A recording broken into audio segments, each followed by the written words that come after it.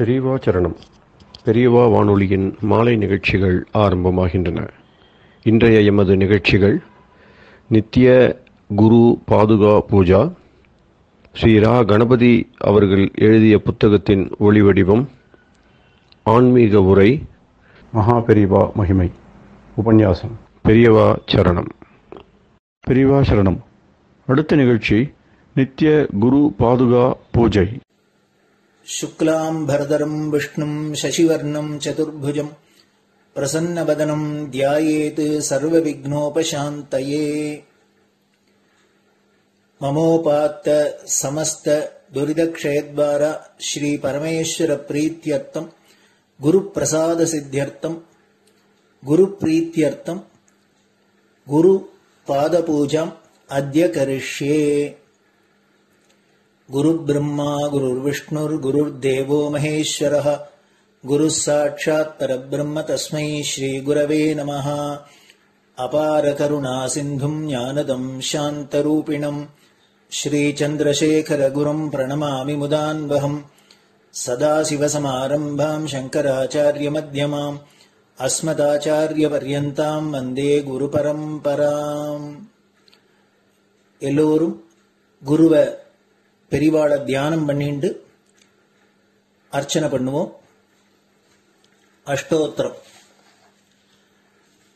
பெரியவா அஷ்டோத்திரம் பல அஷ்டோத்திரங்கள் இருக்கு. அதுல எளிமையா சுலபமா எது இருக்கோ அதை நான் இப்ப சொல்றேன். எல்லோரும் இதை கேட்டுண்டே திருப்பி சொல்ல முடிஞ்சுபா சொல்லி சொல்லி பெரிவாளுக்கு பாதத்துல ஒவ்வொரு புஷ்பத்தை அர்ச்சனை பண்ணலாம். ओम श्री कांची कामकोटि पीठाधीश्वराय नमः। श्रीमत् चंद्रशेखरेन्द्र सरस्वती गुरुभ्यो नमः। संन्यासाश्रम शिखराय नमः। काषाय दंडधारिणे नमः। सर्वपीठापहारिणे नमः। स्वामिनाथ गुरवे नमः। करुणासागराय नमः। जगदाकर्षण शक्तिमते नमः। सर्वचराचर हृदयस्थाय नमः। ओम भक्त परिपालक श्रेष्ठाय नमः। धर्म परिपालकाय नमः। श्री जयेन्द्र सरस्वत्याचार्याय नमः। श्री विजयेन्द्र सरस्वती पूजिताय नमः। शिवशक्ति स्वरूपाय नमः। भक्ताभीष्ट प्रदायकाय नमः। ब्रह्मण्य पोषकाय नमः। ब्रह्म विष्णु शिवैक्य स्वरूपाय नमः। कांची क्षेत्रवासाय नमः। कैलाश शिखरवासाय नमः। स्वधर्म परिपोषकाय नमः। चातुर्वर्ण संरक्षकाय नमः। लोकरक्षण संकल्पाय नमः। ओम ब्रह्मनिष्ठापराय नमः। सर्वपापहराय नमः। धर्मरक्षक संतुष्टाय नमः। भक्तार्पितधन स्वीकर्त्रे नमः। सर्वोपनिषत् सारज्ञाय नमः। सर्वशास्त्रगम्याय नमः। सर्वलोक पितामहाय नमः। भक्ताभीष्ट प्रदायकाय नमः। ब्रह्मण्य पोषकाय नमः। नानाविध पुष्पार्चितपदाय नमः। रुद्राक्ष क्रीडधारिणे नमः। भस्मोद्दोलित विग्रहाय नमः। सर्वज्ञाय नमः। सर्वचराचर व्यापकाय नमः। अनेक शिष्य परिपालकाय नमः। मनश्चाञ्चल्य निवर्तकाय नमः। अभयहस्ताय नमः। भयापहाय नमः। यज्ञपुरुषाय नमः। यज्ञानुष्ठान रुचिप्रदाय नमः। यज्ञसम्पन्नाय नमः। यज्ञसहायकाय नमः। यज्ञफलदाय नमः। यज्ञप्रियाय नमः। उपमानरहिताय नमः। स्फटिक तुलसी रुद्राक्ष हारधारिणे नमः। चातुर्वर्ण समदृष्टये नमः। ऋग्यजुस्साम अथर्वणादि चतुर्वेद संरक्षकाय नमः। தட்சிணாமூர்த்தி ஸ்வரூபாய நமஹ. ஜாக்ரத் ஸ்வப்ன சுஷுப்தி அவஸ்தாதீதாய நமஹ. கோட்டி சூரிய துல்லிய தேஜோமே ஷரீராய நமஹ. சாது சங்க சம்ரக்ஷகாய நமஹ. அஸ்வகஜ கோபூஜா நிர்வர்த்தகாய நமஹ. குருபாதுக பூஜா துரந்தராய நமஹ. கனகாபிஷிக்தாய நமஹ. ஸ்வர்ண பில்வதள பூஜிதாய நமஹ. சர்வஜீவ மோக்ஷதாய நமஹ. மூக வாக்தான நிபுணாய நமஹ. நேத்ர தீக்ஷாதானாய நமஹ. द्वादशलिंग स्थापकाय नमः. गान रसप्रियाय नमः. ब्रह्मज्ञानोपदेशकाय नमः. सकलकलासिद्धिताय नमः. चातुर्वण्यपूजिताय नमः. अनेकभाषा संभाषण कोविताय नमः. अष्टसिद्धिप्रदायकाय नमः. ओम श्री शारदामठ सुस्थिताय नमः. नित्यान्नदान सुप्रीताय नमः. प्रार्थना मात्र सुलभाय नमः. पादयात्रा प्रियाय नमः. नानाविध मतपंडिताय नमः. श्रुति स्मृति पुराणज्ञाय नमः. देव यक्ष किन्नर किंपुरुष पूज्याय नमः. श्रवणानंदकर कीर्तये नमः. दर्शनानंदाय नमः. अद्वैतानंद भरिताय नमः. अव्याच करुणामूर्तये नमः. शैव वैष्णवादि मान्याय नमः. श्री शंकराचार्याय नमः. दंड कमंडलूहस्ताय नमः. वीणा मृदंग सकलवाद्य नाथस्वरूपाय नमः. रामकथा रसिकाय नमः. वेद वेदांग आगमादि सकलकला सतस्प्रवर्तकाय नमः. हृदय गुहाशयाय नमः. शतरुद्रीय वर्णितस्वरूपाय नमः.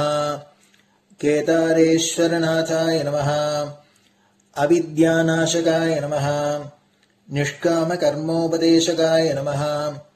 लघुभक्ति मार्गोपदेशकाय नमः. लिंगस्वरूपाय नमः. सालग्राम सूक्ष्मस्वरूपाय नमः.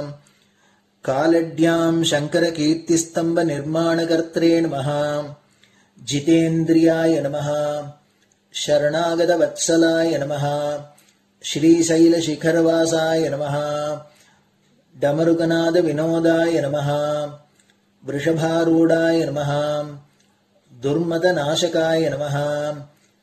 आभिचारिक दोषहर्त्रे नमः. मिताहाराय नमः. मृत्युविमोचक शक्त्याय नमः. श्री चक्रार्चन तत्पराय नमः. दासानुग्रह कारकाय नमः. अनुराधा नक्षत्र जाताय नमः. सर्वलोक ख्यातशीलाय नमः. वेंकटेश्वर चरण पद्म षट्पदाय नमः. श्री महात्रिपुर सुंदरी समेत श्री चंद्रमौलीश्वर पूजा प्रियाय नमः. श्रीमच्चंद्रशेखरेन्द्र सरस्वती सद्गुरु परब्रह्मणे नमः. गुरुभ्यो नमः. परमगुरुभ्यो नमः. परमेष्टिगुरुभ्यो नमः. परात्परगुरुभ्यो नमः. गुरुपरम्पराभ्यां नमः. गुरुपादुकाभ्यां नमो नमः. அடுத்தது ஊதுபத்தி இருந்தா அதை காமிச்சு தூபம், நெய் தீபம் இருந்தா காமிச்சு அதை நெய் தீபம் தீபம் காமிச்சுட்டு நைவேத்தியம் நைவேத்தியம் வெத்தலைப்பாக்கு பழம் இதுலேருந்து ஆரம்பிச்சு அவளுக்கு எது சௌரியமோ அதுபடி நைவேத்தியம் பண்ணலாம்.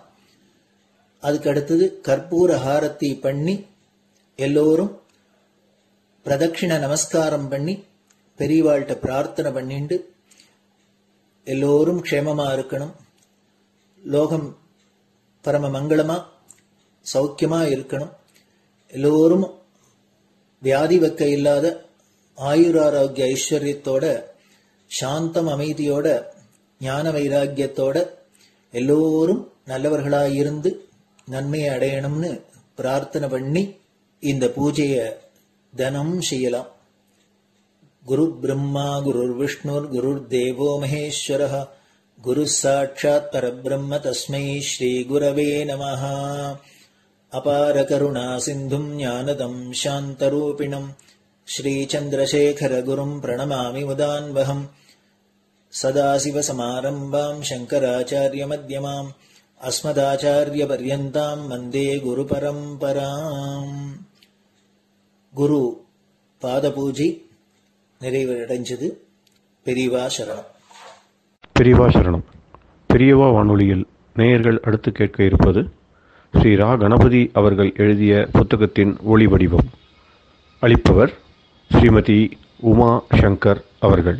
தேனினும் இனிய சொல்லான் தீச்சுடர் மேனி கொண்டான் ஊனுயிர்க்குயிரதான ஒன்றினைக் கலந்து நின்றான் ஏனினிக் கவலை நெஞ்சே இன்றுனக் அருள் செய்தான் இஞ்ஞானவான் காமகோட்டி நாதனை நம்புவோமே. ஜெய ஜெய சங்கர, ஹரஹர சங்கர.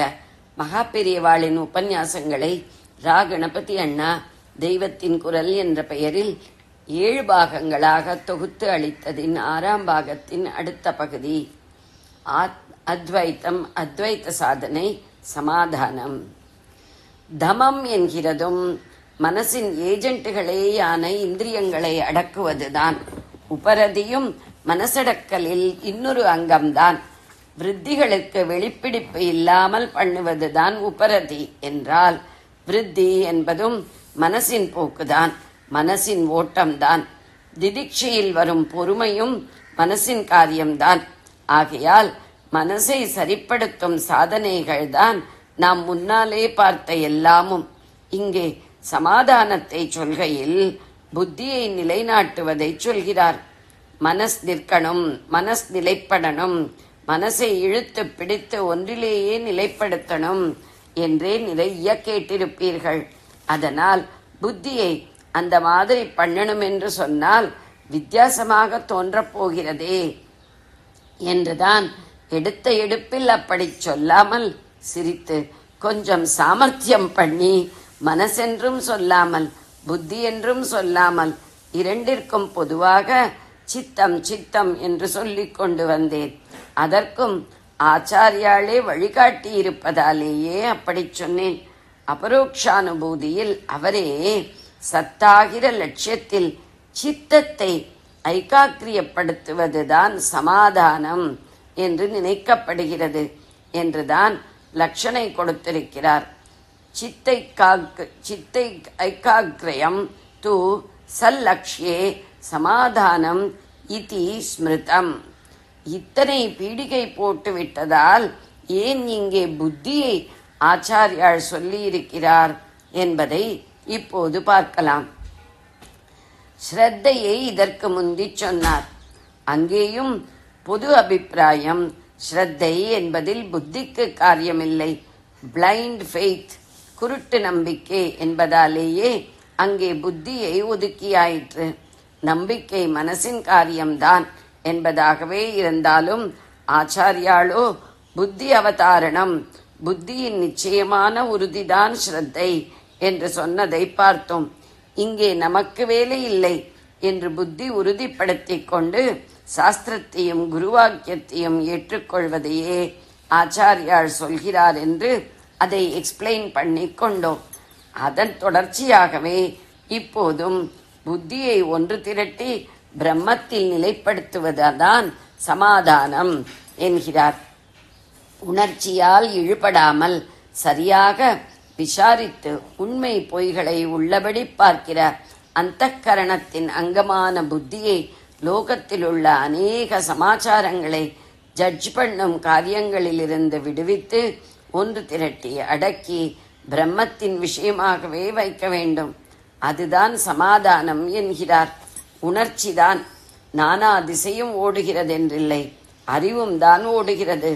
ஆனால் உணர்ச்சி ஓட்டத்தை மட்டுமே பொதுவாக தோஷமாக நினைக்கிறோம். அறிவின் ஓட்டத்தை அப்படி நினைப்பதில்லை. பர்சியூட் ஆஃப் நாலேஜ் என்றே அறிவு எந்த விஷயத்தை தேடி போய் சேகரம் செய்வதையும் கொண்டாடுகிறோம். எல்லாம் தெரிஞ்சுக்கணும், களவும் கற்றுமர. ஆச்சாரியாளே சர்வஜ பட்டம் வாங்கினவர் என்றெல்லாம் சொல்கிறோம். நானே இப்படி நிறைய சொல்லி தூண்டிக் கொடுத்து கூட இருக்கிறேன். ஆனாலும் அதெல்லாம் ஆத்தியாத்மிகமான சாதனையில் இரண்டாவது ஸ்டேஜில் அட்வான்ஸ் ஆகிறவனுக்கு சொன்னதில்லை. அதற்கு ரொம்ப முற்பட்ட நிலையில் சொன்னதுதான். அப்போது புத்தியை நன்றாக பல துறையிலும் பழக்கி தீட்சண்யப்படுத்திக் கொண்டால்தான் அப்புறம் அத்தியாத்ம வித்யையில் பிரவேசித்து அதில் முதலில் சொன்ன நித்யாநித்ய வஸ்து விவேகத்தை முறைப்படி சாதிக்க முடியும். இந்த வஸ்து விவேச்சனம் புத்தி காரியம்தானே. ஆனால் அப்புறம் ஆத்மசாதகன் என்றே தன்னை ஆக்கிக் கொண்டு விட்டவனுக்கு மற்ற எந்த நாலெட்ஜும் வேண்டாம்.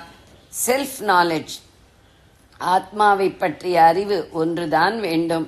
பாக்கி எந்த விஷயத்திலும் அவனுடைய புத்தி வாய் வைக்காமல் சுத்தமான பிரம்மம் ஒன்றின் விஷயத்தில் மட்டுமே அது போகும்படியாக அவன் கட்டுப்படுத்தி நிலைப்படுத்தணும். யதேந்திரிய மனோபுத்தி என்று கீதையில் ரொம்பவும் தெளிவாக சொல்லியிருக்கிறார். இந்திரியங்களையும் மனசையும் மாத்திரமில்லாமல் புத்தியையும் கட்டுப்படுத்தணும் என்று. பல விஷயங்களில் புத்தி ஓடாமல் கட்டுப்படுத்தி பிரம்மத்திலேயே நிலைநாட்டணும். புத்தியை பிரம்மத்தில் நிலைநாட்டுவதை ஆச்சாரியால் பிரம்மணி புத்தேகே ஸ்தாபனம் என்கிறார். ஆனால் உபனிஷத்திலோ புத்தி சக்தியான மேதையினால் ஆத்மாவை அடைய முடியாது என்று இருக்கிறது. ஒட்டிக்கு இரட்டியாக 2 உபனிஷத்துக்களில் இப்படியே ந மேதையா என்று அச்சடித்தார் போல சொல்லி இருக்கிறது. கட்டோபனிஷத், முண்டகோபனிஷத். மனஸ், வாக்கு, புத்தி எதாலேயும் ஆத்மாவை பிடிக்க முடியாது என்பது பிரசித்தம். பின்னே ஆச்சாரியாள் இப்படி சொல்லி இருக்கிறாரே என்றால் இங்கே அவர் முடிவு நிலையான சமாதியை சொல்லவில்லை. அதற்கு கீழ்நிலையில் உள்ள ஒன்றை சொல்வதால் தான் சமாதானம் என்று பிரித்து காட்டியிருக்கிறார் என்பதை ஞாபகப்படுத்திக் கொள்ள வேண்டும். மேதையாலோ ஏராளமான வேத படிப்பாலோ பிடிக்க முடியாது என்று சொன்ன அந்த 2 உபனிஷத்திலேயும் அப்படியானால் வேறே எப்படி அதை பிடிப்பது என்பதற்கும் உடனேயே பதிலிருக்கிறது. அந்த ஆத்மாவையே வரணம் பண்ணுவதுதான் அதை பிடிப்பதற்கு வழி என்பதே அந்த பதில். அதென்ன வரணம் என்றால், வரன் வரன் என்று ஒரு வார்த்தை சொல்கிறோம். பெண்ணுக்கு வரன் பார்க்கணும் என்கிறோம். வரன் என்றால் தலை சிறந்தவன், பெஸ்ட் என்று ஒரு அர்த்தம். இன்னொரு அர்த்தம் பல பேருக்குள்ளே தேர்ந்தெடுக்கப்பட்ட ஒருவன் என்பது. பல பேரில் சூஸ் பண்ணப்பட்டவன் வரன், ஸ்வயம் வரம் என்கிற போது இந்த அர்த்தம் நன்றாக வெளிப்படுகிறது. பல ராஜகுமாரர்கள் கூடியிருக்கும் சபையில் ஒரு ராஜகுமாரி தனக்கு பிடித்த ஒருவனை தானே சூஸ் பண்ணுவது ஸ்வயம் வரம். அப்படி வரிப்பதுதான் வரணம். சரியான குருவை தேடி கண்டுபிடித்து தேர்ந்தெடுத்து அவரிடம் போய் சேருவது குரு வரணம். நல்ல சிஷ்யனை தேடி எடுப்பது சிஷ்ய வரணம். இந்த மாதிரி பாக்கி சகல சமாச்சாரத்தையும் தள்ளிவிட்டு ஆத்மா ஒன்றையே தேர்ந்தெடுத்து அதையே உன்னை நீ தெரிவிச்சுக்கோ, நீயேதான் நானாயிருந்தாலும் எனக்கு அது தெரியலை, நான் நினைக்கிற இந்த புத்தி, மேதை, மனஸ், வாக்கு எதாலேயும் உன்னை தெரிஞ்சுக்க முடியலை, அதனாலே நீயே உன்னை தெரிவிச்சுக்கணும் என்று பிரார்த்தித்துக் கொண்டே இருந்தால் ஒரு நாள் பளீரென்று அது வெளியாகிவிடும். இவனுடைய புத்தி, மனஸ், வாக்கு எல்லாவற்றையும் இல்லாமல் பண்ணி இவன் ஆத்மஸ்வரூபமாகவே சுவானுபூதி பெறும்படி பண்ணிவிடும். இவன் வரணம் பண்ணியதற்கு பதிலாக ஆத்மா பண்ணுவதை வரணத்துக்கு முந்தி ஒரே ஒரு எழுத்தை கூட்டி விவரணம் என்று உபனிஷத்தில் ரொம்ப அழகாக சொல்லியிருக்கிறது. விவரணம் என்றால் உள்ளே இருப்பதை வெளிப்படுத்தி காட்டுவது, மூடி வைத்திருந்ததை திறந்து விட்டு விடுவது. ரெவலேஷன் என்கிறார்களே அது. ஆக சாதகன் பண்ண வேண்டியது மேதாவித்தனமெல்லாம் பிரம்மத்திடம் எடுபடாது என்று புரிந்து கொண்டு எல்லாவற்றையும் தள்ளி அதையே வரித்து பிரார்த்தனை பண்ணுவதுதான். வரணம் பண்ணுவதிலேயே பிரார்த்திப்பது என்பதையும் அடக்கித்தான் ஆச்சாரியால் பாஷ்யம் பண்ணியிருக்கிறார் கட்டோபனிஷத்தில் மேற்படி மந்திர பாஷ்யத்தில். அதே ஆச்சாரியால் இங்கே சுத்த பிரம்மத்தில் புத்தியை ஸ்தாபி என்று சொல்கிறார் என்றால் என்ன அர்த்தம்? அசலாக பிரம்மத்திலேயே இல்லாமல் பிரம்மத்தை பற்றி பிரம்மத்தை குறித்து வேதாந்த சாஸ்திரத்தில் என்ன சொல்லி இருக்கிறதோ, குரு என்ன உபதேசிக்கிறாரோ அதிலேயே புத்தியை ஏகாக்கிரமாக பதிக்கணும் என்பதே அர்த்தம். நான் அப்படித்தான் அர்த்தம் பண்ணிக்கொள்கிறேன். புத்தியை அப்படியே பிரம்மத்திலேயே முழுக விடுவது. பிற்பாடு மூன்றாவது ஸ்டேஜின் கடைசியில் அது சமாதி, இது சமாதானம். இங்கே பிரம்மணி பிரம்மத்தில் என்பதற்கு பிரம்மத்தை பற்றிய விஷயத்தில், அதாவது அதை பற்றி சாஸ்திரம் என்னென்ன சொல்கிறதோ அதில், குரு என்ன சொல்கிறாரோ அதில் என்று அர்த்தம் பண்ணிக்கொண்டால் சரியாய் வரும். பிரம்ம வித்யா தத்துவார்த்தங்களிலேயே சர்வதாவும் புத்தியை பூர்ணமாக செலுத்த வேண்டும் என்று அர்த்தம் பண்ணிக்கொள்ள வேண்டும். ஸ்ரத்தையின் அபியாசத்தில் சாஸ்திரமும் குருவும் சொல்வதை ஸ்ரத்தையோடு புத்தியில் அவதாரணம் செய்ததன் தொடர்ச்சியாக, அதன் லாஜிக்கல் கன்க்ளூஷனாக அத்தியாத்ம சாஸ்திரத்தை புத்தியுடைய குறுக்கு கேள்விகளை எழுப்பாமல் ஸ்ரத்தையோடு அந்த புத்தியாலேயே நன்றாக அறிந்து கொள்ள வேண்டும். சாஸ்திரத்தில் எழுதி வைக்காததாகவும் குரு சிலது சொல்லலாம், அதையும் நன்றாக அறிந்து கொள்ள வேண்டும். பிரம்மானுபவம் வருவது பின்னாடி, நிஜமான பிரம்ம ஞானம் அதுதான். இப்போது புத்தி ஞானமாக அதில் அறியக்கூடியதையெல்லாம் அறிய வேண்டும். இந்த நாலேஜ் ஒன்றுக்கே முழு புத்தியையும் ஒருமுகப்படுத்தி ஆழமாக ஈடுபடுத்த வேண்டும். சமயக் காஸ்தாபனம் பண்ண வேண்டும். எக்காலமும் இதை பண்ண வேண்டும். அதுதான் புத்தியின் சமாதானம். இப்போது இவன் அப்படியே ஆத்மாவில் புத்தி கரைந்து போகும்படியான தியானத்தில் உட்காருவதற்கு பக்குவப்படவில்லை. இந்த கட்டத்தில் புத்தி காரியம் பண்ணிக்கொண்டுதான் இருக்கும். அப்போது அதை கொண்டு ஆத்மாபிவிருத்திக்கு எது நல்லதோ அதை மட்டும்தானே பண்ண வேண்டும். அது ஆத்மசாஸ்திர விஷயங்களை நன்றாக அறிகிற காரியத்தை தவிர வேறென்னவாக இருக்க முடியும்? மகா வாக்கிய உபதேசம் மட்டும் அப்புறம் சந்நியாசத்தோடு ஃபார்மலாக வாங்கிக் கொள்ள வேண்டும். பாக்கியெல்லாம் இப்போது படித்து தெரிந்து கொள்ள வேண்டும். குருமுகமாக தெரிந்து கொள்ள வேண்டும். இவர் வித்யா குரு, அப்புறம் சந்நியாசம் தந்து மகா வாக்கியோபதேசம் செய்பவர் ஆசிரம குரு. அவர் சந்நியாசியாகத்தான் இருக்க வேண்டும் என்பதை சொல்ல வேண்டிய அவசியமே இல்லை. முன்னாடி அவரையே வித்யா குருவாகவும் கொண்டு பிரம்ம வித்யா சாஸ்திரங்களை படிக்கலாம். அல்லது நல்ல சீலமும் அனுஷ்டானமும் உசந்த படிப்பும் உள்ள வேறொரு சத் வித்வானிடமும் வித்யாபியாசம் செய்யலாம். ஜெய ஜெய சங்கர, ஹர ஹர சங்கர. பெரியவா சரணம். இந்நிகழ்ச்சியின் அடுத்த பகுதி நாளை மாலை இதே நேரத்தில் ஒளிபரப்பாகும். பெரியவா சரணம். பெரியவா சரணம். பெரியவா வானொலியில் நேயர்கள் அடுத்து கேட்க இருப்பது திரு கவிக்கண்ணன் அவர்களின் ஆன்மீக உரை. பெரியவா சரணம். ராம் ராம். ஸ்ரீ குருப்யோ நமஹ. ஜெய ஜெய சங்கர, ஹர ஹர சங்கர. பெரியவா வானொலி நேயர்கள் அனைவருக்கும், மகா பெரியவாவுடைய பக்தர்கள் அனைவருக்கும் அடியேன் கவிக்கண்ணனின் அன்பு கலந்த நல்வாழ்த்துக்கள். ராம் ராம். ஜெய ஜெய சங்கர, ஹர ஹர சங்கர. ஸ்ரீ குருப்யோ நமஹ. குருவே விதியும் மதியும் ஆவர். குருவே விதியும் மதியும் ஆவர். குருவே வழியும் ஒளியும் ஆவர். குருவே விதியும் மதியும் ஆவர். குருவே வழியும் ஒளியும் ஆவார். குருவே விதியும் மதியும் ஆவர்.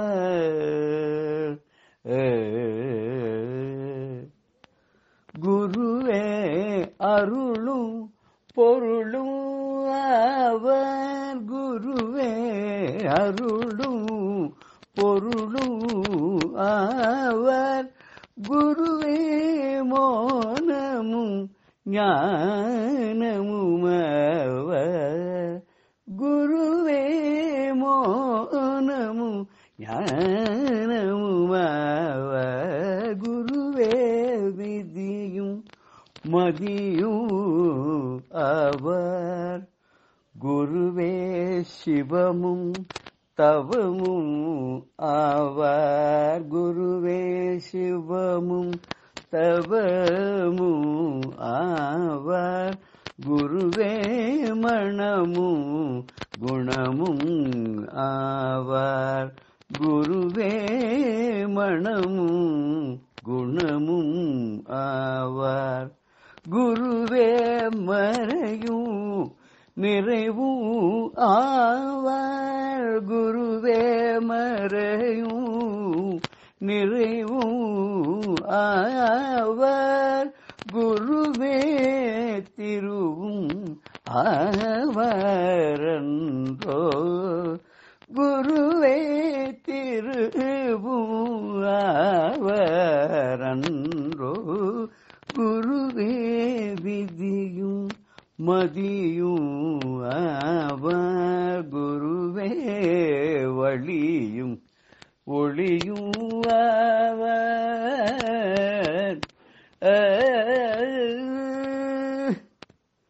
குருவே நம்முடைய விதி, டெஸ்டினின்னு சொல்றமே, அதுவும் அந்த விதியை மாற்றக்கூடிய மதியாகும் குருவே ஆகிவிடுவார். அவரே தான் வெளியின காற்று, நம்முடைய பிராணனாக இருக்கக்கூடியவர். ஒளி நம்முடைய ஞானமாக இருக்கக்கூடியவர். குரு தான் நமக்கு அருளாகவும் இருக்கார், நமக்கு வேண்டிய செல்வமாகவும் பொருளாகவும் இருக்கார். அந்த குரு தான் மௌனமாகவும் இருப்பார், தவசீலனாகவும் இருப்பார். தேவைப்பட்ட போது நமக்கு அருளுரை அருளாட்சியும் வழங்குவார். அப்பேற்பட்ட குரு இருக்காரு, அவர் தான் சிவம், மங்களமானவர். தபஸ் அவர் தான், சிவம் மங்களம் அவர் தான். தவமும் பயனும் அவராகவே இருப்பார். மனமும் அவர் தான், குணமும் அவர் தான். மனம் அப்படின்றது சுவாசனை அப்படின்னு சொல்றோம். குணம்ங்கிறது நல்ல குணம்ங்கிறோம். நல்ல சுவாசனை தான் நல்ல குணம் இருக்கும் இல்லையா. இந்த ரெண்டையும் தரக்கூடியவராக அவரே இருப்பார். மறையும் நிறையும் ஆவார்னா, மறைனா 4 வேதங்கள், வேதங்களின் உட்பொருளாகவும் அவரே இருப்பார். நிறைந்த பரம்பொருள், அந்த வேதத்தினுடைய கருத்தாக விடக்கூடிய நிறைந்த பரம்பொருளாகவும் அந்த குருவாவே தான் இருப்பார். அந்த குருவே தான் நமக்கு திரு செல்வங்கள். அந்த குரு தான் நமக்கு திருனா கடவுள், கடவுளாகவும் செல்வங்களை அள்ளி தருபவராம் நமக்கு குருவே இருக்காருங்க போது அவரை கட்டியமா பிடிச்சுண்டா போருமே. அவர் செய்கிற ஓரொரு காரியங்களும் ஒவ்வொரு நடவடிக்கையிலும் ஏதோ ஒரு கருத்தை நமக்கு, ஏதோ ஒரு அறிவுரையை நமக்கு கண்டிப்பா சொல்றதுல சொல்லி கூட சந்தேகமே வேண்டாம். ஒரு சமயம் திருச்சி பக்கத்துல பெரியவா முகாமிட்டு இருந்தாலும், எங்க போனாலுமே பெரியவா எங்க இருக்காளோ அந்த இடத்துல ஒரு கூட்டம் சேர்ந்துடும். கூட்டம் சேர்ந்து அதுவும் நல்ல நாள் ஆயிடுத்து அப்படின்னு சொன்னாக்க, ஒரு அனுஷமோ இல்ல ஒரு பௌர்ணமியோ அப்படி ஒரு விசேஷமான நாள் ஆயிடுச்சுன்னா கூட்டத்துக்கு கேட்கவே வேண்டாம்.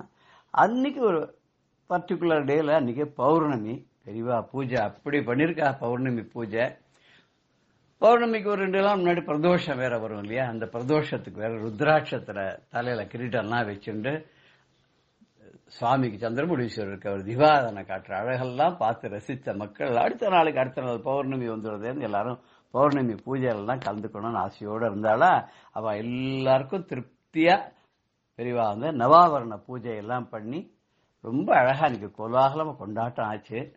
பெரியவா பூஜையெல்லாம் முடிக்கிச்சா 10:30 10:45 ஆயிடுத்து. சந்திர தரிசனம் பண்ணணும் அப்படின்னு வாசலுக்கு வரா பெரியவா. பௌர்ணமி அன்னைக்கு பூர்ணச்சந்திரன் பார்க்கும்போது எவ்வளவு நன்னா இருக்கும் இல்லையா. அதுவும் சரத் சந்திரத்துல ரகா சந்திரன்லாம் சொல்றா இல்லையா. அந்த சரத் சந்திரகா தவள பிரகாசம் எல்லாம் சொல்றோம் இல்லையா. பரிபூர்ணமான சந்திரன் அந்த பௌர்ணமி நிலவு அன்னைக்கு பார்க்கும்போது எவ்வளவு விசேஷமானது இல்லையோ. அதை பார்க்கறதுக்கு ஒரு 11 மணி அளவுல பெரியவாளும் வாசல்ல நிக்கிறா. எல்லா ஜனங்களும் கூட அப்படியே நின்றுருக்கா.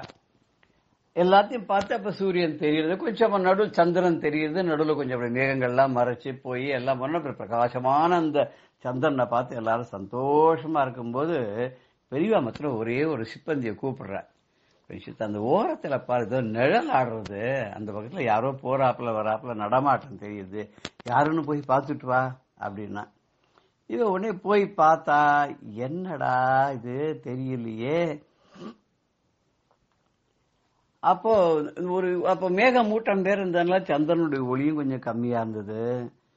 பெரியவா அதை போய் பார்த்துட்டு வந்தோடனே இந்த தொண்டர் என்ன பண்ணணும், சற்று தூரத்துல அப்படியே உள்பக்கமா போய் பார்த்தா அங்க ஒரு கண்ணங்கரையில்னு ஒரு உருவம் ஒருத்தன் நின்றுட்டு இருக்கான். மீசைசெல்லாம் வச்சுட்டு ரொம்ப கட்டு மஸ்தான ஒரு ஆளா நின்றுட்டு இருக்கான்.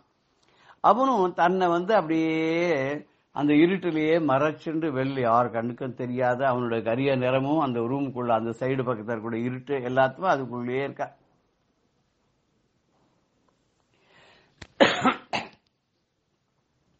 அப்போ இந்த சிப்பந்தி உள்ள போய் பார்த்தா அந்த ஆள் அங்க நிக்கிறத பார்த்து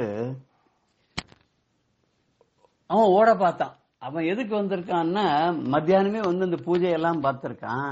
அங்க இருக்கிற வெள்ளி பாத்திரங்கள், அங்க அம்பாளுக்கு போட்டிருக்கிற நகைகள் எல்லாம் பார்த்தோன்னு சரி இன்னைக்கு அவெல்லாம் பேசிண்டா, இன்னைக்கு சாயங்காலம் பௌர்ணமி பூஜையில பெரியவா வாசல தரிசனத்துக்கு வருவா, ராத்திரி 11 மணி வரைக்கும் நடக்கும் அப்படி இப்படிலாம் பேசிக்கிறதெல்லாம் ஒட்டு கேட்டிருக்கான்.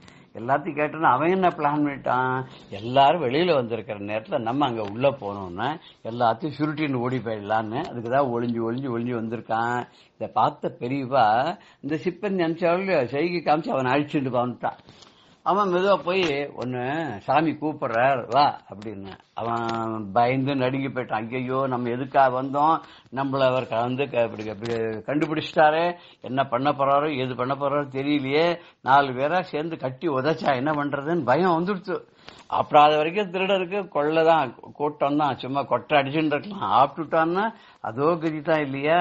ஆனா பெரியவா அப்பேற்பட்டவாளா, கருணாமூர்த்தி இல்லையா, கருணை மா முகில் இல்லையா, அந்த கருணை மா முகில் எப்படி நடந்துன்றது தெரியுமா.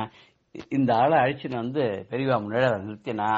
பெரியவானை பார்த்து என்னப்பா ரொம்ப பசியா இருக்கியா, நீ எங்க எப்ப நீ யாரு, எந்த ஊர்ல இருந்து வந்திருக்க, நீ எதுக்கா வந்திருக்க, சாப்பிட்டியா நீ, உனக்கு உள்ள போய் சாப்பிட்டுட்டு வரியா அப்படின்னு சொல்லி இந்த சிப்பந்தி அனுப்பிச்சு இவனுக்கு வயர் நிறைய சாப்பாடு போட்டு கூட்டின்னு வா அப்படின்னு அவன் உள்ள போய் அவனுக்கு உட்கார வச்சு அவனுக்கு என்ன சாப்பிடணும் அத்தனை சாப்பாட்டையும் ஒரு இடத்துல உட்கார வச்சு அவனுக்கு சாப்பாடெல்லாம் போட்டு திருப்பி அங்கேருந்து கூட்டின்னு பெரியவா கிட்ட வான்னு அவன் சாப்பிட்டு எல்லாம் பண்ணினான். அவனுக்கு என்ன தோணுதோ தெரியல, பெரியவா கிட்ட வரல ஓடியே போயிட்டான். அங்கேருந்து ஓடியே போயிட்டான். ஓடி போயிட்டு இவன் போயிட்டான். பெரியவா சொன்னான் அவன் போட்டோம், அவனுக்கு இன்னைக்கு பிரசாதம் சாப்பாட்டு மூலமா கிடைச்சுடுத்து. அவன் வந்தான், சாப்பிட்டான், கிளம்பி போயிட்டான். விட்டுட்டு இதுக்காக யாரும் கவலைப்பட வேண்டாம்னுட்டா பெரியவா. ஒரு 3-4 நாள் கழிச்சு அவன் அந்த ஆள் இருக்கானே வந்தான். அங்கேருந்து பெரியவாட்ட சாஷ்டாங்கமா விழுந்தான், நமஸ்காரம் பண்ணான். சாமி என்ன மன்னிச்சுக்கோ, நான் அன்னைக்கு காத்தாலேயே எல்லாம் நோட்டம் பார்த்துன்னு போனேன், ராத்திரி எல்லா சாமானையும் திருடின்னு போகணும்னு தான் வந்தேன். அதுக்குதான் ஒளிஞ்சு உள்ள வந்தா சாமி என்னை பார்த்து அழகா கூட்டின்னு போய் கருணையோட எனக்கு ஆசீர்வாதம் பண்ணி வயிறையே சாப்பாடு போட்டு இப்படி அனுப்பிச்சேன். உண்ட வீட்டுக்கு அண்டகம் நினைக்க முடியுமா, உங்ககிட்ட நான் திருட முடியுமா, என்னுடைய மனசை நீங்க திருடிட்டே, உங்ககிட்டே நான் எதை திருட முடியும், நான் திருந்திட்டேன், இனிமே திருட்டு தொழில் எல்லாம் பண்ண மாட்டேன், இனிமே யாருக்கும் இறஞ்சலா இருக்க மாட்டேன், யாரையும் பயமுறுத்த மாட்டேன், யாருக்கும் தொந்தரவு பண்ணாத நான் நல்ல வாழ்க்கை வாழ்வேன், எனக்கு சாமி ஆசீர்வாதம் பண்ணி பிரசாதம் கொடு சாமி, இன்னிலேருந்து நான் ஒரு இடத்துல வேலைக்கு காவல்காரனா சேர்ந்திருக்கேன், அங்க இருந்துட்டு பத்திரமா நான் எல்லாம் பார்த்துன்னு நல்லவனா வாழ்வேன், எனக்கு இங்க ஆசீர்வாதம் பண்ணணும். இந்த திருடங்கையில சாவியை கொடுக்கறது இல்லையா, இப்ப திருடனே காவல்காரனா மாறிட்டான். அதனால அந்த காவல்காரன் திருந்தவும் செஞ்சுட்டான். பெரியவாளுடைய கருணையினால அருட்பார்வையினால அவன் நல்லவனாவும் மாறிட்டான். இப்படிதான் இந்த கருணை முகில் இருக்கே, அந்த ஒரு சீத்தளமான காத்தோட கூடி அது கருணைங்கிற மழையை பொழியும் போது யார்தான் திருந்த மாட்டா, திருடன் தான் திருந்துவானா, நாமளும் திருந்துவோமே, நாமளும் நம்ம மனசுல இருக்கக்கூடிய கெட்ட எண்ணங்கள் எல்லாம் விடுத்து அந்த அடுத்தவாளுடைய பொருள் அபகரிக்கிறது, அடுத்தவா மேல பொறாமப்படுறது, அடுத்தவாளுக்கு இடைஞ்சல் பண்றது அப்படிங்கிற திருட்டு தொழிலெல்லாம் நம்ம பண்ணாத நம்மளும் பெரியவாளுடைய உண்மையான பக்தர்களாக வாழ்வோம் என்று சொல்லி ஜெய ஜெய சங்கர ஹர ஹர சங்கர ஸ்ரீ குருபியோ நம. ராம் ராம். பெரியவா சரணம். இந்நிகழ்ச்சியின் அடுத்த பகுதி நாளை மாலை இதே நேரத்தில் ஒளிபரப்பாகும். பெரிவா சரணம். பெரிவா சரணம். அடுத்த நிகழ்ச்சி மகா பெரிவா மகிமை உபன்யாசம். வழங்குபவர் பிரம்மஸ்ரீ கணேச சர்மா அவர்கள். அபார கருணா சிந்தும் ஞானதம் சாந்தரூபிணம் ஸ்ரீ சந்திரசேகரகுரும் பிரணமாமி முதான்பம். மகாபிரிவா 78ஆம் வருஷம் வாக்கில் கர்நாடகாவில் ஹாஸ்பிட்டல் அப்படிங்கிற இடத்துல இருந்தா. அந்த ஹாஸ்பிட்டலில் இருக்கிறதே பல இடங்களுக்கு விசிட் பண்ணியிருக்கா. பல இடங்களுக்கு பெரியவா பாதம் பட்டு பவித்திரமாயிருக்கு. இப்படி பெரியவாளுக்கு பல பேர் கைங்கரியம் பண்ணிட்டு இருக்கா அப்படின்லாம் பார்த்தோம். அதில் ரங்கன் கவுடு அப்படிங்கிறவரோட பக்தியை பற்றி சொல்லணும் அப்படின்னா, அவர் நிறையா கைங்கரியம் பண்ணியிருக்காங்கிறதெல்லாம் முன்னமே சொன்னோம். அவரோட பக்தி எப்படி இருக்கு, அந்த பக்திக்கு பெரியவா எப்படி அனுகிரகம் பண்ணியிருக்கா அப்படிங்கிற ஒரு சில நிகழ்ச்சிகளான்னு பார்க்கணும். இந்த ரங்கன் கவுடு அவ பெரிய கோடீஸ்வரா அப்படின்னு சொன்னோம். பெரிய மைன் ஓனர்ஸ். பொலிட்டிக்கலி அவ குடும்பத்துல பல பேர், அவரோட அண்ணா எல்லாம் பெரிய எம்பியா இருந்தவர். குடும்பமே ஒரு பெரிய அரசியல்லையும் பிரபலமான குடும்பம். அந்த ஏரியாலேயே பார்த்தாலே ஹெச்ஆர்ஜி குடும்பம் அப்படின்னாலே எல்லாருக்கும் தெரியும். அப்படி ஒரு செல்வா கூட இருக்கிறவா. இந்த ரங்கன் கவுடோட புள்ள இன்னும் அவரோட கொடுத்த அவ குடும்பத்துல உள்ள இன்னும் சில பசங்கள் எல்லாருமே சேர்ந்துன்னு ஒரு 5 பேரா சேர்ந்துன்னு கார்ல எங்கேயோ போறா. அப்படி கார்ல போறதே இந்த குழந்தைகள்லாம் போறது, அது எப்படி வேகமா ஓட்டித்தான் என்னன்னு தெரியல. இந்த காரு பெரிய ஆக்சிடென்ட்டுக்கு ஆளாயிடுது. பெரிய ஆக்சிடென்ட் ஆயிடுது. ஆக்சிடென்ட் அப்படின்னா ரொம்ப எக்கச்சக்கமான அடி எல்லாருக்கும். எல்லாரும் எப்படி உயிரோட பொழைச்சா அப்படின்னு ஆச்சரியப்படுற அளவுக்கு சேதம் இருந்தது. அதுல குறிப்பா இந்த ரங்கன்கோடோட பிள்ளைக்கு ரொம்ப பலத்த அடி, ரொம்ப கிரிட்டிக்கலா இருந்த. அப்படி இருக்கிற ஒரு ஸ்திதியில அங்க ஹாஸ்பிட்டல்ல ஃபர்ஸ்ட் எல்லாம் பண்ணா என்ன பண்ணுன்னு தெரியாது. இங்க பட்டணத்துக்கு எடுத்துனோம், அப்போலோ ஹாஸ்பிட்டலுக்கு கொண்டு வரணும் அப்படி எல்லாம் சொல்லி இங்க வந்தாச்சு. பச்சா இன்டென்சிவ் கேர்ல இருக்கார். பிரஜை இல்லை. என்ன ஆகும், தேருமா தேராதா தெரியல. இது மாதிரி ஒரு சிச்சுவேஷன்ல டாக்டர் எல்லாமே ஒன்றும் சொல்ல முடியாத இருக்கு. அந்த சமயத்துல இவர் என்ன பண்ணார், கவுடு பெரியவாள்கிட்ட போனார். பெரியவா சன்னதியில நின்றுட்டு இருக்கார். நின்று சொன்னார், விஷயத்தெல்லாம் சொன்னார். இந்த மாதிரி அடிபட்டு இருக்கு, குழந்தைகளுக்கெல்லாம் இருக்கு அப்படின்னா பெரியவா ஒன்னும் கேட்டுண்டா பேசாத இருந்தா அனுகிரகம் பண்றா.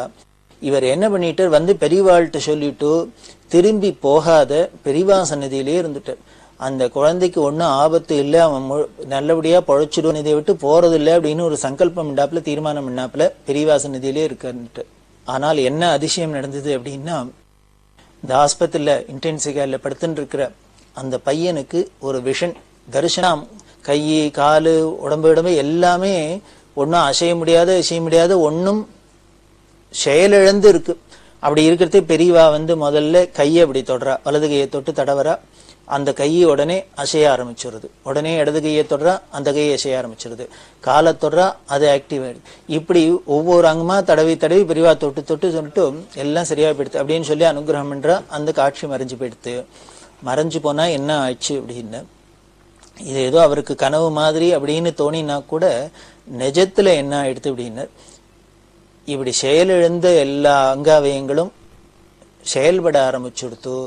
இவருக்கு கிரிட்டிக்கலா இருந்த ஸ்டேஜ் தாண்டி அதுக்கப்புறம் அவர் பொழைச்சு இந்த விஷயம் கவுடுக்கு காதுக்கு அதுக்கப்புறம் பெரியவாள் குழந்தைகளுக்கு இது மாதிரி இருக்கு அப்படின்னா, கிரிட்டிக்கலா இருக்குன்னா அங்கேயே ஆஸ்பத்திரியிலேயே இருந்து என்னாச்சோ அப்படின்னு தான் நாம வயத்துல நெருப்பு கட்டின்னு தவிச்சுன்னு இருப்போம்.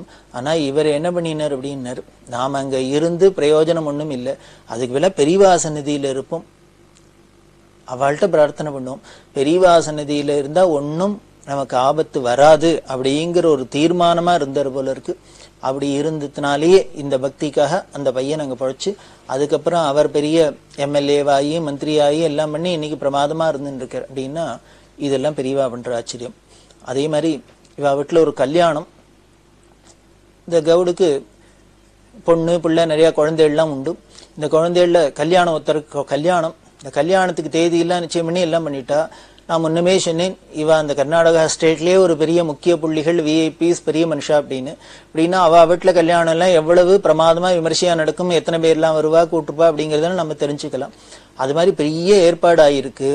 ஆனா அந்த சமயத்துல என்ன ஆயிடுச்சுன்னா, இந்த கவுடோட தாயாருக்கு ரொம்ப உடம்பு சரியில்லாத போய் கிரிட்டிக்கலா இருக்கு.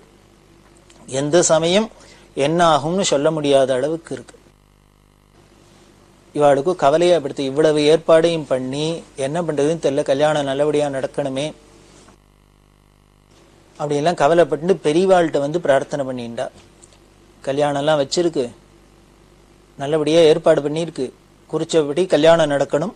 ஆனா தாயாருக்கு இப்படி இருக்கிறதுனால என்ன பண்றதுன்னு தெரியல, பெரியவா அனுகிரகம் பண்ணும் அப்படின்னா பெரியவா கல்யாண பத்திரிகை வாங்கி பார்த்தா, எல்லாத்தையும் பண்ணிட்டு இப்படி சித்த நேரம் கண்ணை மூடின்னு நிமிந்து பார்த்தா, மேல பார்த்துட்டு போயிட்டு வா அப்படின்னு சொல்லி பிரசாதத்தை கொடுத்து அனுப்பிச்சுட்டா. இவ வீட்டுக்கு வந்துட்டா. வந்தா அந்த அம்மாக்கு அந்த இருக்கிறவாளுக்கு வியாதியில் இருக்கிறவாளுக்கு அப்படியே தான் இருக்கு. இவ வீட்டுக்கு வந்து கல்யாணம் நெருங்கிடுத்து, கல்யாண நாளும் வந்துடுத்து, முகூர்த்தெல்லாம் ஆச்சு. முகூர்த்தெல்லாம் ஆனோன்னு இந்த கவுடு என்ன பண்ணினார், உடனேயே வீட்டுக்கு வந்துட்டார். எந்த சமயம் என்ன வேணா நடக்கலாம், நல்ல வேளை பெரியவா அனுகிரகத்துல இது வரைக்கும் ஒன்னும் ஆகல, அதனால கல்யாணம் ஆயிடுத்து, முகூர்த்தம் ஆயிடுத்து அப்படின்னு நினைச்சுன்னு வீட்டுக்கு வர. வீட்டுக்கு வந்தோன்னு என்ன ஆச்சு அப்படின்னு தாயார் காலமாயிட்டா.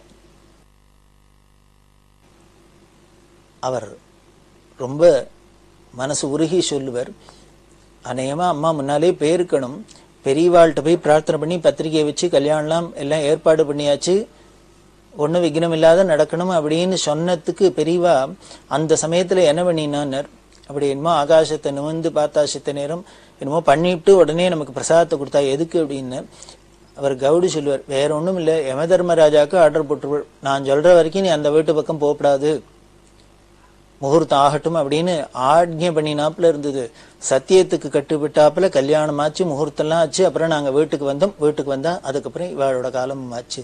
அதனால பெரியவா நினைச்சா என்ன வேணா பண்ணலாம், காலனவா அப்படின்லாம் அவர் சொல்லி பெரியவாளோட பக்தியில திளைச்சிருப்பார். அப்படி இருக்கிற பெரியவா இது ஏதோ காலனை நிறுத்தி வச்சார். இப்படி பிள்ளைக்கு அப்படி சீரியஸா இருந்தது, அவர் பொழைச்சு இன்னைக்கு பிரமாதமா இருக்கார். தாயாருக்கு இனிமே தள்ளி வச்சா போக வேண்டியத கல்யாணம் எல்லாம் ஆக விட்டு அப்புறம் போறாப்புல தள்ளி வச்சா அப்படின்லாம் பாக்குறோம் இல்லையா. இது எல்லாம் நமக்கு ஏதோ விளையாட்டா இருக்கிறாப்புல இருக்கு. பெரியவாளோட லீலையில இதெல்லாம் விளையாட்டு தான், அவளுக்கு இதெல்லாம் சர்வ சகஜம் தான், லீலா வினோதம் தான். பெரியவா ஒரு நாளைக்கு சொல்றா, யாரோ ஒரு அம்மா, அந்த அம்மா என்ன பண்ணினா வினோதமா அவளுக்கு ஒரு பிராரப்தம் என்னன்னா, இவ வெளியில போனா காக்கா வந்து தலையில காரும் கொத்தும், தலையை தட்டும். இந்த காக்கா வந்து தலையில அடிச்சா கொஞ்சம் அபசகுனம் அப்படின்லாம் சொல்லுவா. காக்கா மேல எச்சமிட்டா காக்கா வந்து தலையில தட்டினா இதெல்லாம் ஒரு அபசகுனம் அப்படின்னு நமக்கு ஒரு நம்பிக்கை. இது இந்த அம்மாவுக்கு ரொம்ப வருத்தமா இருந்தது. இந்த அம்மாவுக்கு ஒரு பொண்ணு இருக்கு, 2 பிள்ளை இருக்கு, எல்லாம் ஸ்கூல்ல படிச்சுட்டு இருக்கு, எல்லாம் இருக்கு.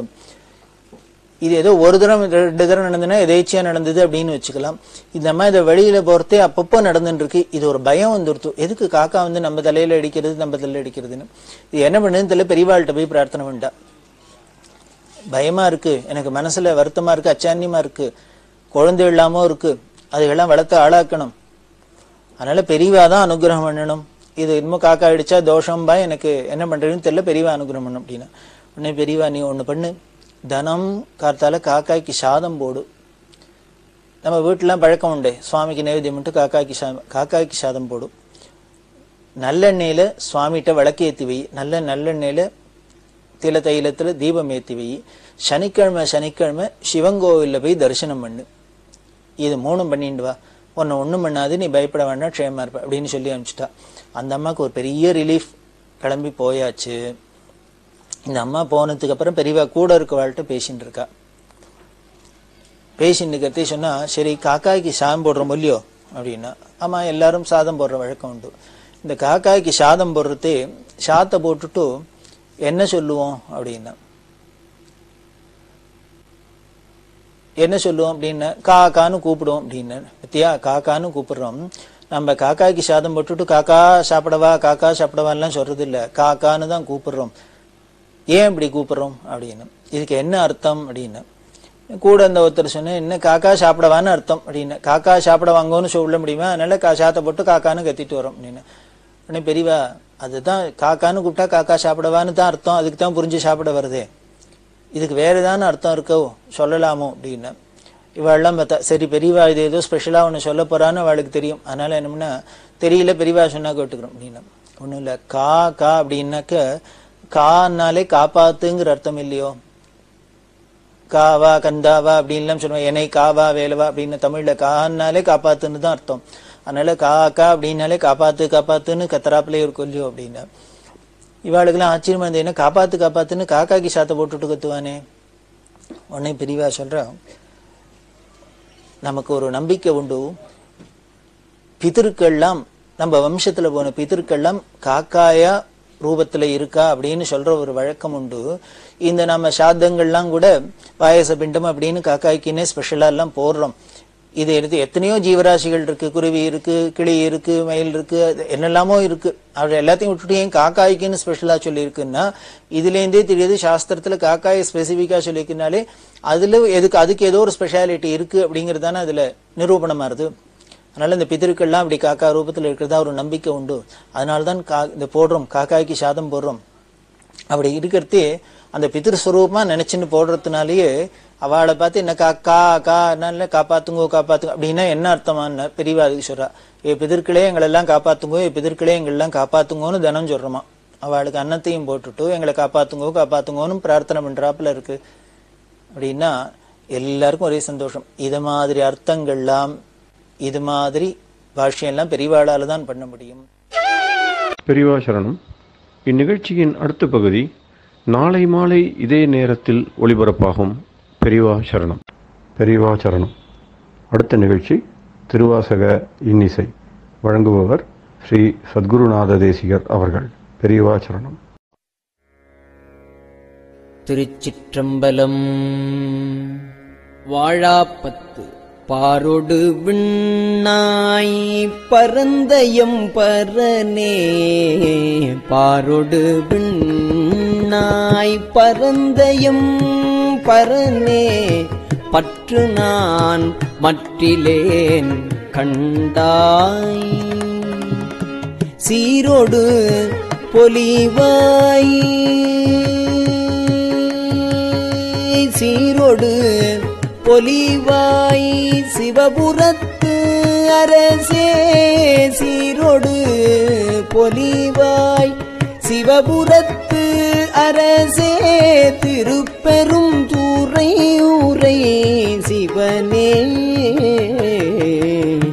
யாரோடு நோகேன் யாரோடு நோகேன், ஆர்க்கெடுத்து உரைக்கேன் ஆண்டனீ, அருளில்லையானால் ஆரோடு நோகேன், ஆர்க்கெடுத்து உரைக்கேன் ஆண்டனீ, அருளில்லையானால் வார்கடல் உலகில் வாழ்கிலேன் கண்டாய்,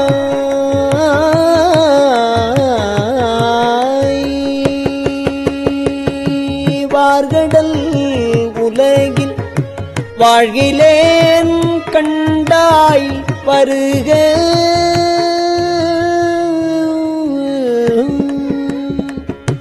வார்கடல் உலகில் வாழ்கிலேன் கண்டாய், வருக என்று அருள் புரியாயே,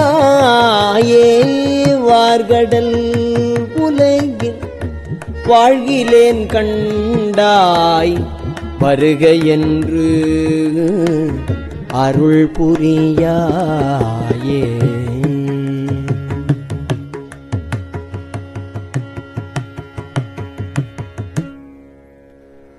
வம்பனேன் தன்னை ஆண்ட மாமணியே,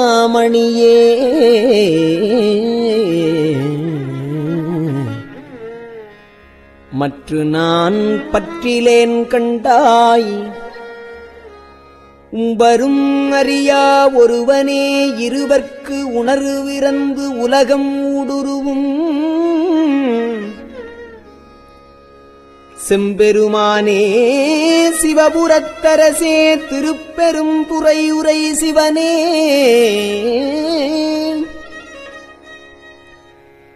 எம்பெருமானே என்னை ஆழ்வானே, என்னை நீ கூவிக்கொண்டு அருளே,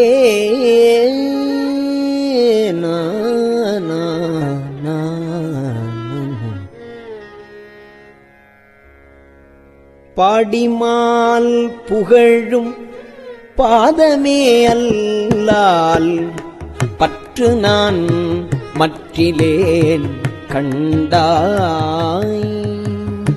பாடி மால் புகழும் பாதமே அல்லால் பற்று நான் மற்றிலேன் கண்டாய். தேடி நீ ஆண்டாய் சிவபுரத்து அரசே, தேடி நீ ஆண்டாய் சிவபுரத்து அரசே, திருப்பெரும் தூரை ஊரை சிவனே. ஊடுவது உன்னோடு உவப்பதும் உன்னை உணர்த்துவது உனக்கு எனக்கு உறுதி. வாடினேன் இங்கு வாழ்கிலேன்,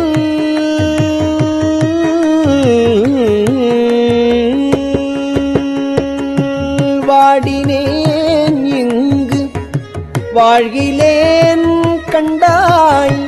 வருக என்று அருள் புரியாயே.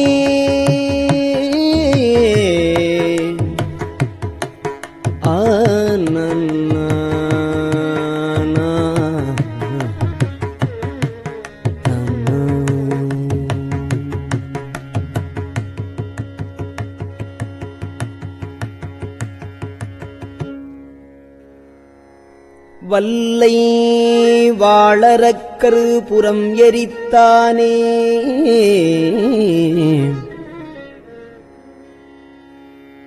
மற்று நான் பற்றிலேன் கண்டாய். தில்லை வாழ் கூத்தா சிவபுரத்து அரசே, திருப்பெரும் துறை உரை சிவனே.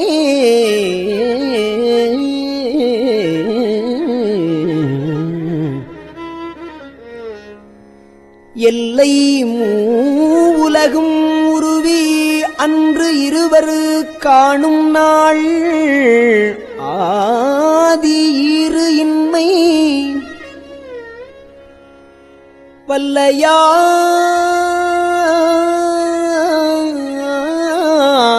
வளர்ந்தாய். ஈரின்மை வல்லையாய் வளர்ந்தாய்.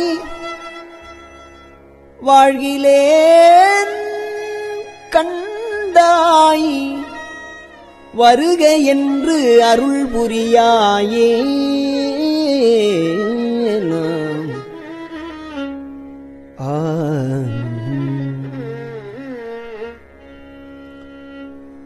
பண்ணினேன் மொழியாள் பங்கனி அல்லால், பண்ணினேன் மொழியாள் பங்க நீ அல்லால் பற்று நான் மற்றிலேன் கண்டாய்.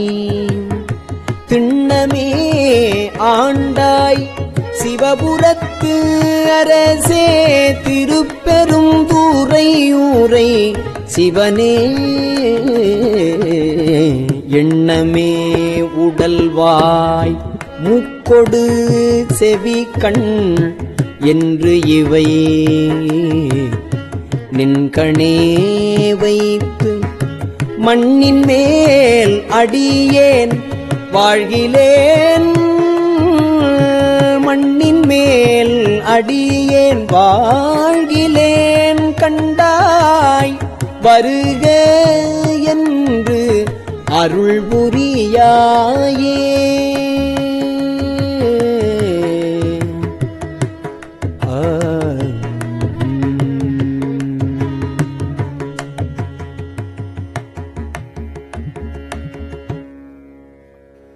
பஞ்சின் மெல்லடியாள் பங்க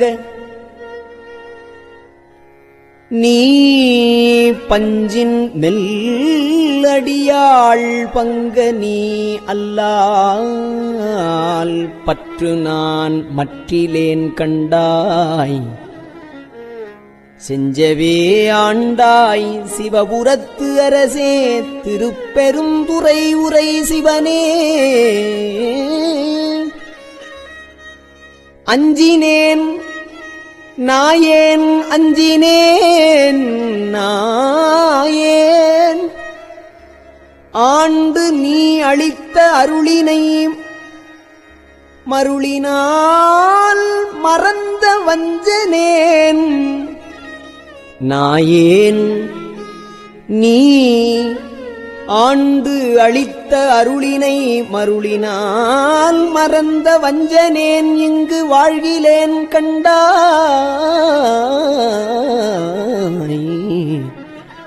வருக என்று அருள் புரியாயே பருதிவாழ் ஒளியாய் பாதமே அல்லால் பருதிவாழ் ஒளியாய் பாதமே அல்லால் பற்று நான் மற்றிலேன் கண்டாய் திருவுயர் கோல சிவபுரத்து அரசே திருப்பெருந்துறை ஊரை சிவனே கருணையே நோக்கி கசிந்துளம் உருகி கலந்து நான் வாழுமாறு அறியா மருளனேன் உலகில் வாழ்கிலேன் கண்டாய் வருக என்று அருள் புரியாயே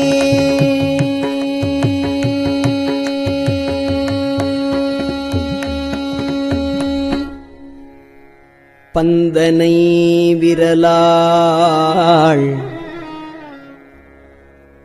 பந்து அணை விரலாள் பங்க நீ அல்லால் பற்று நான் மற்றிலேன் கண்டாய் செந்தழல் போல்வாய் செந்தழல் போல்வாய் சிவபுரத்து அரசே திருப்பெருந்துறை உரை சிவனே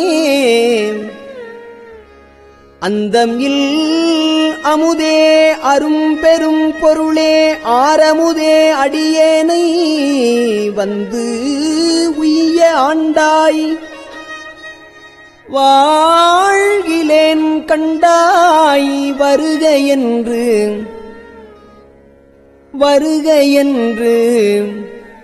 அருள் புரியாயே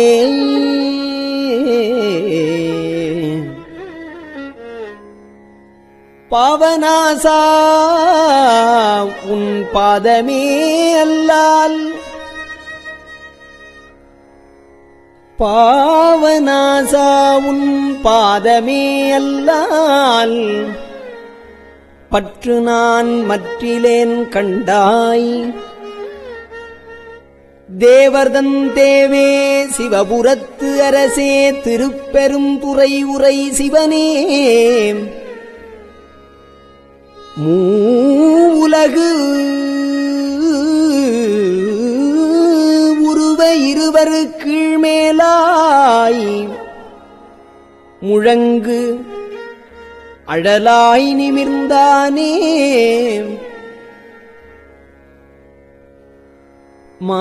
மாவுரியானே வாழ்கிலேன் கண்டாய் வருக என்று அருள் புரியாயே நான்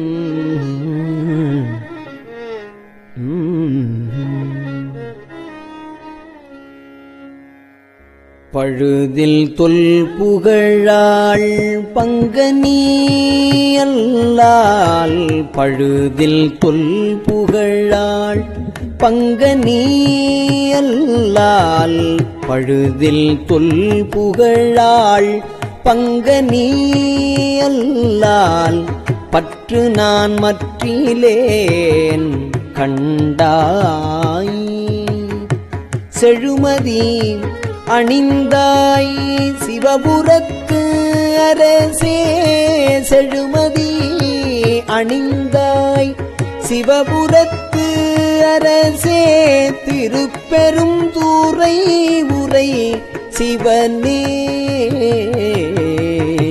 தொழுவனோ பிறரை துதிப்பனோ எனக்கு ஓர் துணை என நினைவனோ சொல்லாய் தொழுவனோ பிறரை துதிப்பனோ எனக்கு ஓர் துணை என நினைவனோ சொல்லாய்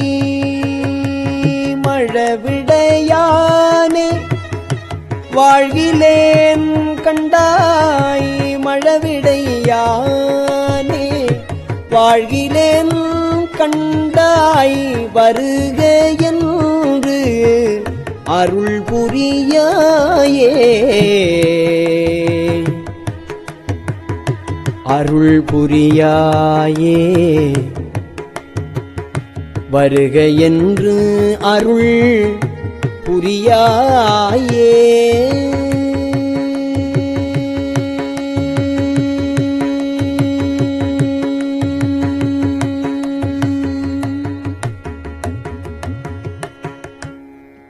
திருச்சிற்றம்பலம். பெரியவா சரணம்.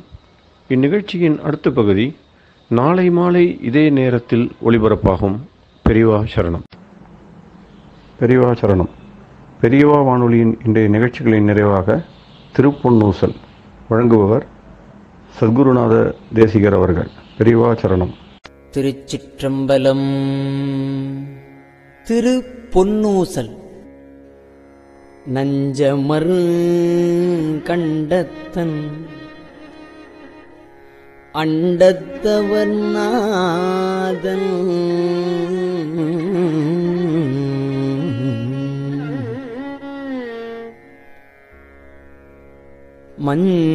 மஞ்சுதோய் மாடமணி உத்தரகோசமங்கை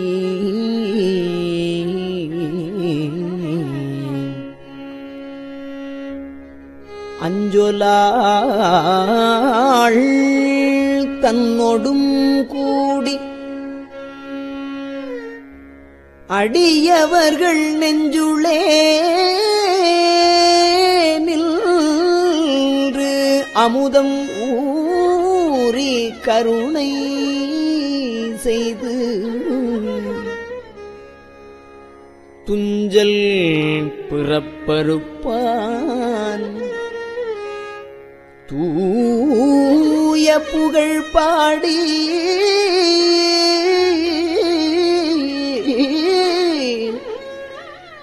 புஞ்சமார்வள் வளை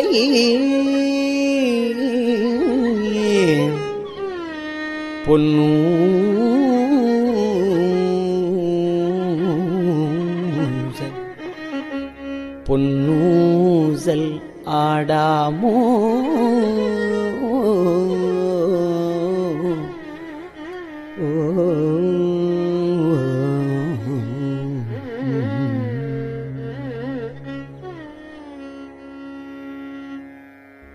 திருச்சிற்றம்பலம். கஞ்சிவய காமாட்சி தன் குழந்தாய் சங்கரரே கஞ்சிவய காமாட்சி தன் குழந்தாய் சங்கரரே குரு சந்திரசேகரரே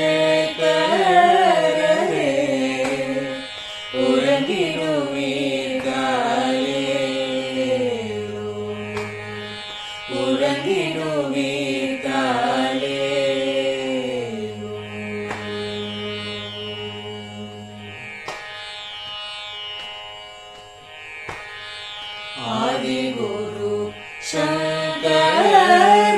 சங்கரராய் அன்றொரு நாள் வந்தவரே 68 ஏகபதி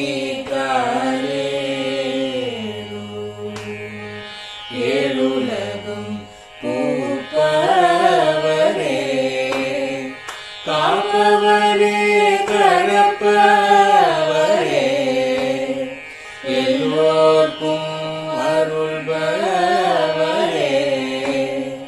உறங்கிடுவீத்தாரே அயனுடனே மாலவனோ தேடிய பொற்பதத்தவரே அருமறைகள் சாற்றும் முயல் மலர்பதமே தாரே முக்தி நிலை எய்திடவே சக்தி தரும் சத்குருவே முக்தி நிலை எய்திடவே சக்தி தரும் சத்குருவே நித்தமெங்கள் நாவீசையில் நித்திரை கொள்தாரே நித்தமெங்கள் நாவீசையில் நித்திரை கொள்தாளே நித்தமெங்கள் நாவீசையில் நித்திரை கொள்தாளே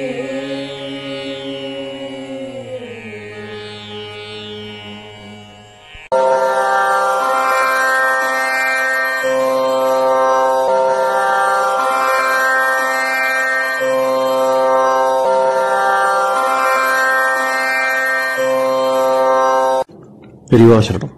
பெரியவா வானொலியின் மாலை நிகழ்ச்சிகள் இத்துடன் நிறைவடைகின்றன. எமது அடுத்த ஒளிபரப்பு நாளை காலை இந்திய நேரப்படி 6 மணிக்கு துவங்கும். பெரியவா சரணம்.